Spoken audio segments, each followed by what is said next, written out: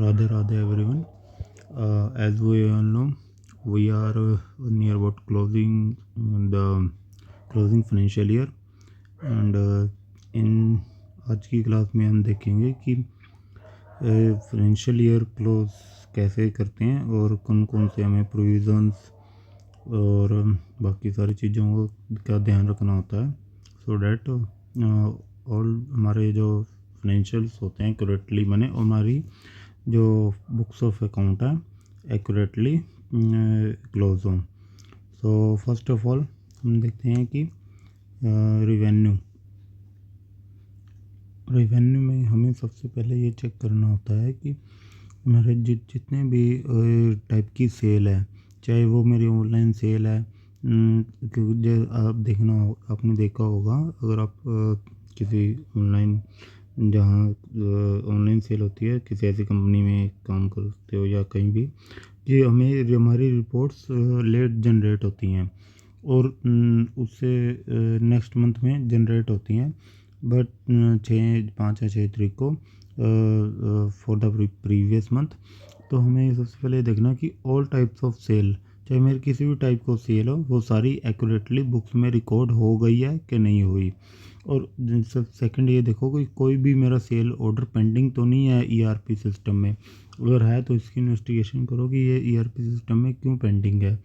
अगर तो किसी गुड्स का इनवॉइस रेज हो गया है तो ये देखो कि क्या वो मेरा गुड्स लेकिन गुड्स डिस्पैच नहीं हुआ है, तो क्यों नहीं हुआ वो गुड्स डिस्पैच अभी तक, तो उसके क्या रीज़न है। क्योंकि अगर जब तक गुड्स कंप्लीट डिस्पैच नहीं होता तो आपने देखा होगा कि as per Ind AS 115 revenue record नहीं कर सकते। तो उसके लिए हमें फिर उसका वो वाले जैसे हमने इनवॉइस तो रेज कर दिया 29 मार्च को, लेकिन वो मेरे गुड्स कस्टमर के पास पहुंचते हैं 2 अप्रैल को, तो मेरा लास्ट ईयर का ये मार्च का रिवेन्यू नहीं माना जाएगा, ये मेरा माना जाएगा 2 अप्रैल का रिवेन्यू। सो मेरे यहाँ पर एंट्री मेरे को जो सेल बुक की थी मैंने इन मार्च, वो मेरे को रिवर्सल करनी पड़ेगी। उस रिवर्सल का इम्पैक्ट ये होगा कि मेरे प्रॉफिट पे भी इम्पैक्ट आएगा। तो ये इंश्योर करो कि गुड्स डिलीवर हो जाएं to customer before 31 March. Second ये कहते हैं कि हमें सेल रिटर्न और जितने भी हमारी एक्सपेक्टेड सेल रिटर्न है, या मेरे पास जितने भी एक्सपायर्ड गुड्स के क्लेम आने वाले हैं, मुझे मार्केट से पता लग जाता है कि कितने गुड्स मेरे वहाँ पर एक्सपायर्ड पड़े हैं, इतने अभी मार्केट से क्लेम आने वाले हैं। तो उसका मैं अपने जो मेरे स्टॉकिस्ट होते हैं या डिस्ट्रीब्यूटर होते हैं उनको क्रेडिट नोट काट के देता हूँ। तो उसके लिए मुझे प्रोविज़न क्रिएट करना पड़ेगा अपनी बुक्स ऑफ अकाउंट में। और थर्ड ये चेक करो कि अपनी एडवांसेस फ्रॉम कस्टमर तो नहीं पड़ा हुआ कोई। एडवांसेस फ्रॉम कस्टमर में अपनी लिस्ट ले लो डेटर्स की, उसमें कौन कौन से क्रेडिट बैलेंस खड़े हुए हैं।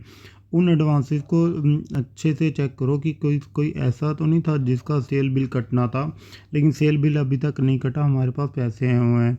वो आपसे एक सेल्स हेड से डिस्कस भी कर लो कि ये कस्टमर था, ये इसके हमारे पैसे आए हुए हैं हमारे पास, ये एडवांस खड़ा है, क्या ये सही भी एडवांस खड़ा हुआ है कि नहीं खड़ा हुआ। कोई उसमें क्योंकि सेल्स हेड को पता होता है कि इस बंदे का एडवांस खड़ा ही रहता है, तो उसको उसकी नज़र में भी रहता है, तो उससे वो एक्यूरेटली बता पाएगा कि हाँ इसका एडवांस खड़ा है। अगर वो कहता है नहीं इसका एडवांस नहीं खड़ा, इसका तो इनवॉइस कटना था लेकिन आपने इनवॉइस नहीं काटा, तो वो उससे चीज़ वेरीफाई हो जाएंगी कि इसका इनवॉइस क्यों नहीं कटा, और बैलेंस भी एक तरह का कंफर्मेशन हो जाएगा।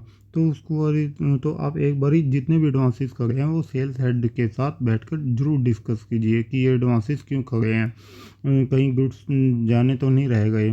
सेकंड, अगर मैं परचेज़ और एक्सपेंसेस की बात करूं तो आपको परचेज़ एक्सपेंसेस में सबसे पहले ये चेक करना है कि जितने भी मेरे गुड्स बिफोर 31 मार्च मेरी फैक्ट्री में एंटर कर गए हैं फॉर परचेज, वो मेरे बुक्स में रिकॉर्ड हो गए हों ज़रूर। जिनकी भी मेरी एमआरएन हो चुकी है, MRN means material receipt note, जिनका मैं एमआरएन कर चुका हूँ अपनी books of account by store manager. कौन एमआरएन करता है? Store manager. तो आपको ये चेक करना है कि जितने भी मेरी गुड्स की एमआरएन हो चुकी है उसके against all invoices should be booked in the books of account before 31 मार्च। आपने क्या करना है, एमआरएन की रिपोर्ट निकाल लेनी है। उससे आपको पता लग जाएगा कि कितने इन्वॉइसेस बुक हो गए कि नहीं, और किस एमआरएन के अगेंस्ट इन्वॉइसेस बुक हो गया है कि नहीं हुआ है। सेकंड मेरा आता है मंथली जो मेरे ऑपरेटिंग एक्सपेंसेस होते हैं, लाइक डेट रेम्युनरेशन बुक हो गई कि नहीं हुई। इसका बोर्ड रेजोल्यूशन से भी आपको मैच करना पड़ेगा। जितने का मेरा बोर्ड रेजोल्यूशन है उतनी ही मेरी डायरेक्टर रेम्युनरेशन बुक होनी चाहिए, उससे एक भी पैसा कम ज़्यादा ना हो, अदरवाइज ऑडिटर आपको क्वेश्चन रेज करेगा। सेकंड मेरा आता है बोनस प्रोविज़न। जितने बोनस की मेरी स्टैट्यूटरी लायबिलिटी होती है, मेरे को मिनिमम 8.33% अपना बोनस पे करना होता है। क्या मैंने वो प्रोविज़न क्रिएट कर लिया उस बोनस का बिफोर 31 मार्च, और ये मेरे को फाइनेंशियल ईयर एंड के विद इन 8 मंथ पे भी करना होता है। तो आप अपने एचआर से पूछिए कि इसका बोनस का प्रोविज़न कितना है। थर्ड आता है मेरा ग्रेजुटी और लीव इनकैशमेंट। ग्रेजुटी ये होता है कि ग्रेजुटी की एक्चुरियल आपको वैल्यूएशन ये बुक होगा एक्चुरियल वैल्यूएशन सर्टिफिकेट से। एक्चुरियल वैल्यूएशन सर्टिफिकेट देगा आपको, उस सर्टिफिकेट में जितनी भी लायबिलिटी आ रही होगी P&L में बुक करने के लिए, और कितना मेरा बैलेंस एक्चुअल ओसीआई में जाना है। ओसीआई मीन्स मेरा एक्चुरियल गेन और लॉस होता है, जो वो मेरा प्रॉपर तरीके से बुक हुआ है कि नहीं हुआ। जितने भी लीव इनकैशमेंट के मेरे प्रोविज़न था वो बुक हो गए हैं कि नहीं हुए एज़ पर न्यू लॉस, जो गवर्नमेंट अभी पीछे लॉस लाई थी, उसी कैलकुलेशन के अकॉर्डिंग प्रोविज़न होना चाहिए। सेकंड जो होता है, जो नॉर्मली रोज़ के खर्च मंथली मेरे एक्सपेंस आते हैं, जैसे इंटरनेट और टेलीफोन चार्जेस, इसका मंथली मेरे पास बिल आता है। इलेक्ट्रिसिटी का मेरे पास मंथली बिल आता है। और लीगल एंड प्रोफेशनल चार्जेस, जो हमारे सीए जितने भी सीएस कंसल्टेंट होते हैं, और मेरे लीगल कंसल्टेंट कोई आपने एडवोकेट हायर किया हुआ है, जो आप जिसका आपका मंथली बिल आता है। मेरा कंपनी सेक्रेटरी होता है जिसका मंथली बिल आ सकता है। और भी कई पर्सन्स होते हैं जिनका मंथली बिल आपको मिलेगा ही मिलेगा प्रोफेशनल में। तो क्या वो मेरे all expenses books of account में बुक हो गए हैं कि नहीं हुए। तो जो आता है ईसॉप एक्सपेंसेस। ईसॉप एक्सपेंसेस में आपको ये चेक करना है कि जितना भी मेरा ईसॉप का एक्सपेंस था वो as per Ind AS 19 calculation होके बुक हो गया कि नहीं हुआ। लास्ट ईयर या तो वैल्यूएशन होगी इस बार, या मैं वैल्यूएशन मेरे लास्ट ईयर हुई होगी ऑलरेडी, उसका ही मैं एक्सपेंसेस बुक करूँगा। ईसॉप एक्सपेंस निकालने का फॉर्मूला होता है कि फेयर वैल्यू पर share into number of employees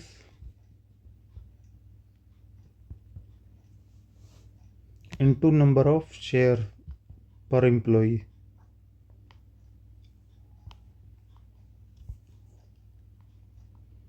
into ये मेरा निकल के आ जाएगा, इसमें मैं कर दूंगा मल्टीप्लाई बाय जितना मेरा पीरियड मेरा वेस्टिंग पीरियड कितना है, वेस्टिंग और कितना पीरियड मेरा एंड हो चुका है। जैसे मेरे 4 साल के ईसॉप थे, लेकिन 2 साल मेरे अब तक बीत चुके हैं, और 4 साल टोटल था। टोटल पीरियड कितना है वेस्ट, और तो मेरे दोस्त जितना एक्सपेंस मेरा निकल के आएगा यहाँ पर, तो मान लो 100 रुपये का एक्सपेंस निकल के आता है ये इसका फॉर्मूले में, तो 50 रुपये मैं ऑलरेडी बुक कर चुका हूँ। तो मैं 50 रुपये मैंने लास्ट ईयर बुक कर लिए थे, तो मैं 50 रुपये करंट ईयर के एक्सपेंस को बुक कर लूँगा this as per Ind AS 19। और सेकंड ये चेक करना है कि जो मेरा एम्प्लॉयर कंट्रीब्यूशन होता है EPF ESI में वो एक्यूरेटली बुक हो गया कि नहीं हुआ, क्योंकि वो उसकी ड्यू डेट 15 अप्रैल को होती है। तो सेकंड में चेक करो कि जितने भी सिक्योरिटी एंड लेबर चार्जेस होते हैं, सिक्योरिटी लेबर चार्जेस मीन्स कि जो मेरे जितने भी मेरे कॉन्ट्रैक्टर्स होते हैं उन, और जो मेरे सिक्योरिटी गेट पे सिक्योरिटी वाले क्या कहते हैं, इनका मंथली बिल आता होगा ना आपके पास जो, और security agencies normally monthly bill देती हैं, तो उसका वो प्रॉपर बुक हो गए हैं कि नहीं हुए। जो और रेंट मेरा प्रॉपर बुक हो गया कि नहीं हो गया। रेंट पे तो कई बार RCM भी पे होता है, तो वो भी देख लेना इसमें RCM पे हो गया कि नहीं हुआ। अगर मैं अदर एक्सपेंसेस की बात करूँ तो सारे ये इंटरेस्ट ऑन टर्म लोन जितने भी मेरे अनसेक्योर्ड लोन कर गए हैं बुक्स में, सब पे कहीं पे किसी पे इंटरेस्ट तो नहीं डलना रह गया कि, और अगर इंटरेस्ट डलना है तो क्या उस पर TDS का प्रोविज़न भी ध्यान में रख लेना, क्या उस पर TDS भी तो कटेगा। और ऑडिट फीस का प्रोविज़न बुक हो गया कि नहीं हुआ। जितने भी मेरे लीगल केसेस चल रहे हैं, क्या उनको अगेंस्ट कोई मुझे प्रोविज़न बुक करना है कि नहीं करना। कोई भी आप अपने लीगली जो भी आपका एडवोकेट है उससे एक बार कंसल्ट कर लीजिए कि हमारे कितने चांसेस हैं कि हम केस जीत जाएंगे। अगर केस जीतने के चांसेस मान लो आपके बहुत ही कम है, 10 या 5% है, तो आप उसका प्रोविज़न पहले ही बुक कर लीजिए। और जितने भी मैं इन्वेंट्री यहाँ पर इन्वेंट्री एजिंग और नेक्स्ट लूँगा इन्वेंट्री एजिंग। इन्वेंट्री एजिंग से मैं ये पता लगाऊंगा कि कितनी मेरी स्लो मूविंग इन्वेंट्री है, कि मेरे को जो आ रही है बहुत सालों से आ रही है, कितनी मेरी नॉन मूविंग इन्वेंट्री है, उसके अगेंस्ट मुझे प्रोविज़न बुक करना है कि नहीं करना। क्या मुझे उसको राइट ऑफ करना है बुक्स में कि नहीं करना। वो राइट ऑफ ऑल्दो इसका मैनेजमेंट डिसीजन लेगी, बट हमें प्रोविज़न तो पहले कैलकुलेट करके रखना ही पड़ेगा। फिक्स एसेट का प्रॉपर डेप्रिसिएशन चार्ट सारे फिक्स एसेट बुक हो गए कि नहीं, वो FAR में अपडेट हो गए हैं कि नहीं हुए, और डेप्रिसिएशन चार्ट प्रॉपर बन गया कि नहीं हुआ। इन केस ऑफ लीज, अब लीज लाइबिलिटी बुक होती है, और amortisation of right of use assets यानी SLM मेथड पे हो रहा है कि नहीं हो रहा। और एंड अब ये एक और चीज़ इसमें प्रॉपर चेक करना कि जितनी भी मैंने सैलरीज पे की हैं, क्या उस पर प्रॉपर TDS डिडक्शन लिया है कि नहीं लिया। क्या मैंने सारी इनकम उस पर सारी जितनी भी एम्प्लॉयज़ की अदर इनकम थी वो भी कंसिडर कर लिया है कि नहीं करी। उसकी सारी जितनी भी मैंने 80C की डिडक्शंस थी वो सारी कंसिडर कर ली हैं कि नहीं कर ली। क्या प्रॉपर TDS और सैलरी डिडक्ट हुआ है कि नहीं हुआ है। तो इस तरह और होता है एक इसमें मोस्ट इम्पोर्टेंट पार्ट आ जाता है फाइनेंशियल इंस्ट्रूमेंट में, कैलकुलेट ECL ऑन डेटर्स।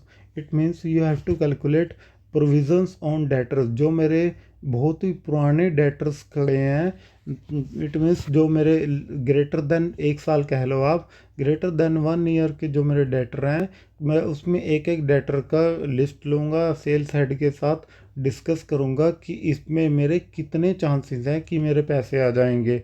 अगर वो कहता है कि बिल्कुल भी आप चांसेस नहीं है, तो आप ऐसा करिए, आप ECL मॉडल बनाइए और उसके अगेंस्ट ECL मॉडल के में बना के उसके अगेंस्ट प्रोविज़न बना दीजिए बुक्स ऑफ अकाउंट में, उस डेटर्स के अगेंस्ट प्रोविज़न कैलकुलेट कीजिए।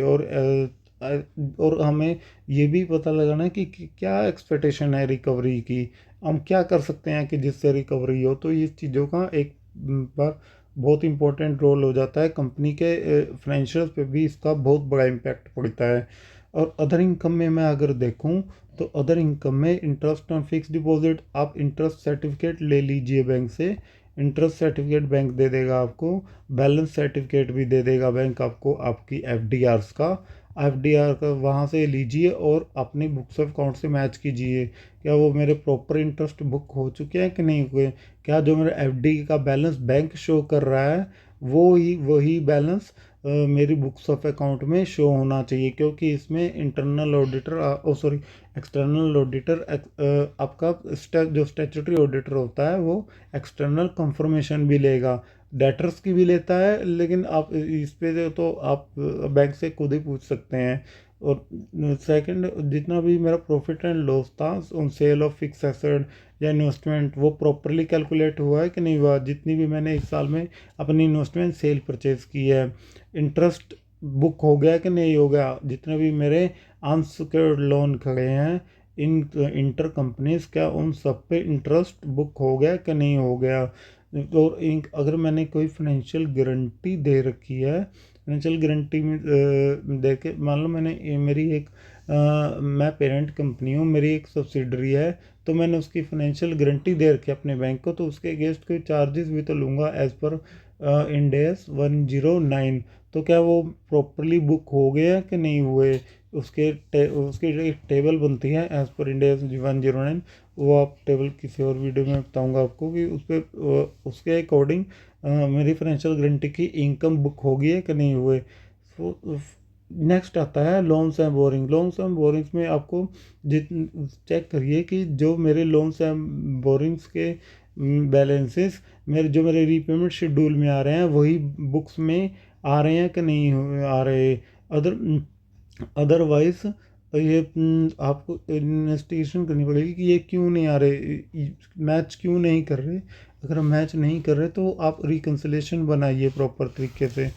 अगर चेक कीजिए कि कोई भी कैश ट्रांजैक्शन ना हो, अनसिक्योर्ड लोन में तो खासकर कोई भी एक भी कैश ट्रांजैक्शंस ना पड़ी हो।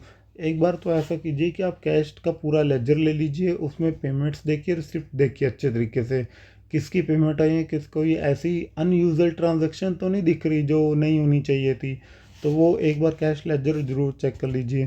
दूसरा, मैं अपनी बैंक बैंक स्टेटमेंट्स लीजिए, उसको बुक कीजिए बुक्स ऑफ अकाउंट से। तो क्या और वो मैच कर रही है तो well and good, other match नहीं कर रही तो उसको एक बैंक रिकन्सिलेशन बनाइए प्रॉपर तरीके से। कितने मेरे चेक मैंने 31 मार्च को इशू किए हुए थे, और जो जिनकी आपकी पेमेंट नहीं हुई, जिनका मैंने चेक तो इशू कर दी बट वो अभी तक पेमेंट नहीं हुई। या ऐसा भी तो हो सकता है मेरे पास चेक पड़े हों, कस्टमर का चेक हो मेरे पास एज ऑन 31 मार्च, लेकिन मैंने अभी तक उसको अपने बैंक में लगाया ही नहीं। तो क्या करना होगा मुझे, प्रॉपर रिकन्सिलेशन बनानी पड़ेगी कि कौन सा एज पर बैंक क्या था, और मेरे पास कितने के चेक मैंने इशू किए हुए थे लेकिन अभी तक पेमेंट नहीं हुई, कितने के चेक मेरे पास आए हुए हैं कस्टमर के लेकिन मैंने बैंक में नहीं लगाया, वो मेरा क्लोजिंग बैलेंस इसे मैच करना चाहिए। ऐसे आपको बैंक रिकन्सिलेशन स्टेटमेंट प्रिपेयर करनी पड़ेगी। फोर्थ आता है इसमें मेरा कैश ट्रांजैक्शंस। कैश ट्रांजैक्शन को अच्छे तरीके से चेक कीजिए कि कोई भी पेमेंट 10,000 से ऊपर ना हुई हो। 10,000 से ऊपर हुई तो as income tax 40 income tax में उसको डिसअलाउड कर देते हैं। तो आपको ध्यान से दीजिए, कोई भी जो मैंने फिक्स एसेट, जितनी फिक्स एसेट परचेज की है, जितने मेरे फिक्स एसेट्स वाले वेंडर हैं, किसी को भी कैश पेमेंट ना हुई हो 10,000 से ऊपर, अदरवाइज वो भी डिसअलाउड हो जाएगी और आपका डेप्रिसिएशन सब कुछ पे इम्पैक्ट पड़ेगा। एक बार ऐसा कीजिए, TDS रिकन्सिलेशन कर लीजिए, आपने 26AS डाउनलोड कीजिए इनकम टैक्स पोर्टल से, उसको मैच कीजिए बुक्स ऑफ अकाउंट से, उसकी क्या वो प्रॉपर मैच कर रहे हैं कि नहीं, उसकी सारे जितनी भी उसमें एंट्रीज आ रही हैं, क्या वो एंट्रीज मेरी बुक्स ऑफ अकाउंट में बुक हो गई है कि नहीं हुई। जितनी भी मेरी नेक्स्ट आता है कि जितनी मेरी इंटर कंपनी रिकन्सिलेशन हैं, चाहे वो मेरे लोन से रिलेटेड है, डेटर है, चाहे वो क्रेडिटर है, वो इंटर कंपनी बैलेंसेस मेरे मैच हो रहे हैं कि नहीं हो रहे हैं। आप दोनों के लेजर लीजिए और लेजर के मैच कीजिए। कोई भी ट्रांजैक्शन ऐसी है जो एक कंपनी में रिकॉर्डेड है दूसरी कंपनी में नहीं रिकॉर्डेड, तो उसको रिकॉर्ड कीजिए so that inter company balances should be match. और एक ऐसा ये GST रिकन्सिलेशन बनाइए। GST रिकन्सिलेशन में ये देखिए कि मेरा GSTR1 3B और books of account should be match, so that कि जो भी मैंने कोई इनपुट रिवर्स करना है या मेरी कोई आउटपुट लाइबिलिटी और निकल के आ रही है, इसी फाइनेंशियल ईयर में सब कुछ क्लोज हो जाए, ताकि दूसरे फाइनेंशियल ईयर पे उसका इम्पैक्ट ना जाए। क्योंकि वो जो GST9 में भी मेरे को बताना पड़ेगा कि मैंने पिछले साल का इतना इनपुट इस साल क्लेम किया है, इस साल मतलब उसकी प्रॉपर रिकन्सिलेशन भरनी पड़ती है फिर GST9 में। तो अब वो ना होने दीजिए। अब जितना भी है पहले से रिकन्सिलेशन बना के इसी साल में मैटर क्लोज कीजिए। या ये देखिए कि क्या मेरे कोई ओपन पीओ पड़ा है, क्या मैंने कोई कैपिटल कमिटमेंट तो नहीं कर रखी। उस कैपिटल कमिटमेंट मीन्स मैंने कोई ऐसा फिक्स एसेट परचेज का ऑर्डर दे रखा है जिसका मैंने 50% तो एडवांस मैंने दे दिया, लेकिन 50% एडवांस अब भी देना है। और उसको मेरी फिक्स एसेट अभी आई नहीं, तो मेरे कैपिटल कमिटमेंट की जितने भी मेरी वो क्या कैपिटल कमिटमेंट होती है उसका डिस्क्लोजर्स भी जाता है फाइनेंशियल स्टेटमेंट्स में। तो वो देखिए कि कितनी मेरी कैपिटल कमिटमेंट्स पड़ी हैं, वो आप परचेज हेड से भी डिस्कस कर सकते हो। तो all PO must be either close, cancelled और प्रॉपर्ली अकाउंटेड फॉर। अब सेकंड ये चेक कीजिए कि जितना मेरी फॉरेन एक्सचेंज गेन लॉस है, मतलब कि जितनी भी मेरी फॉरेन से सेल और परचेज थी उसका exchange gain loss properly book हो गया कि नहीं हो गया बुक्स ऑफ अकाउंट में। वो और उसका जो मेरे क्लोजिंग बैलेंसेस खड़े होंगे फॉरेन के, चाहे वो मेरे डेटर से रिलेटेड है चाहे वो क्रेडिटर से रिलेटेड, उसका रीमेजरमेंट होगा।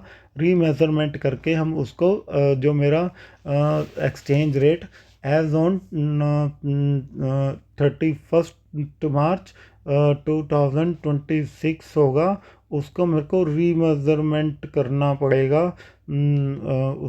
उसको रीमेजरमेंट करके जितना भी एक्सचेंज गेन लॉस आएगा उसको मैं अपनी बुक्स ऑफ अकाउंट के P&L में रिकॉर्ड करूँगा। ये भी एक बहुत बढ़िया पॉइंट है जो लोग अक्सर ध्यान नहीं देते।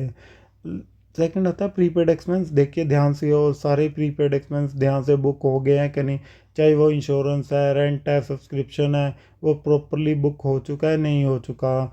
लेकिन एज और कीजिए कि बैलेंस कंफर्मेशन ले लीजिए प्रॉपर जरूर। मेरे जितने भी टॉप 10 डेटर्स हैं उनसे बैलेंस कंफर्मेशन ले लीजिए। और जितना भी मेरा थर्ड पार्टी के पास स्टॉक पड़ा है, आपने देखा होगा अगर मैं ऑनलाइन सेल करता हूँ तो अमेज़ोन, चाहे मैं अमेज़ोन के जितने भी अमेज़ोन फ्लिपकार्ट के वेयर हाउसेस होते हैं, इनके इनके वेयर हाउसेस पे मेरा माल पड़ा होता है। तो उस पर आप कंफर्मेशन ले लीजिए कि कितना गुड्स मेरा वहाँ पर पड़ा है, सो डैट मैं अपने स्टॉक में उसको इंक्लूड कर सकूँ। और और नेक्स्ट पॉइंट आता है इसमें कि आप एक बार सारे P&L के एक्सपेंसेस ले लीजिए, उसमें एक एक्सपेंस को डिटेल में चेक कीजिए कि क्या इस पे मेरी RCM लाइबिलिटी तो नहीं बनती थी कोई, वो पे हुई है कि नहीं हुई। अगर मेरी नहीं पे हुई तो मैं मार्च में पे करके इसी फाइनेंशियल ईयर में उसको क्लोज कर दूंगा। दूसरा TDS कंप्लाइंस, इंश्योर करो कि जितना भी मेरे TDS के कंप्लाइंसिस थे, जितने भी P&L में एक्सपेंस मेरे बुक हुए हैं उन सब पे TDS, जिन पे TDS बनता था क्या वो सब पे TDS बुक हुआ है कि नहीं हुआ, अगर TDS और पे भी हुआ है कि नहीं हुआ, क्यों सो डैट कि इसी फाइनेंशियल ईयर में उसका मैटर इसी फाइनेंशियल ईयर में आपका क्लोज हो जाएगा। अदरवाइज़ क्या होगा कि अगर आपने TDS मान लो नहीं पे किया तो आपका जो 30% TD एक्सपेंस है उसका, जिस पे आपने TDS नहीं काटा था, वो आपका डिसअलाउड हो जाएगा as per income tax act. तो वो चीज़ ना हो इसलिए एक बार P&L को अच्छे से गो थ्रू करके चेक कीजिए कि वो मेरा जिस पे भी मेरा TDS कटना चाहिए था वो कट चुका है कि नहीं कट चुका। और सेकंड इसमें एक और लास्ट ईयर प्रोविज़न लेके आई थी गवर्नमेंट कि मेरा जो भी मेरा पार्टनर की सैलरी होगी उस पार्टनर रेम्युनरेशन पे उस पर TDS कटेगा 194T में। तो वो अब वो भी ध्यान रखिए कि जितनी पार्टनर सैलरी मैं पे कर रहा हूँ एज इन पार्टनरशिप फॉर्म, वो पे हुआ है कि नहीं हुआ। So this is for the end, this is for the day. Thank you everyone. If you want this PDF, I will provide you. The only condition is you have to subscribe this. You can provide email in the comment box. I will provide it. Thank you.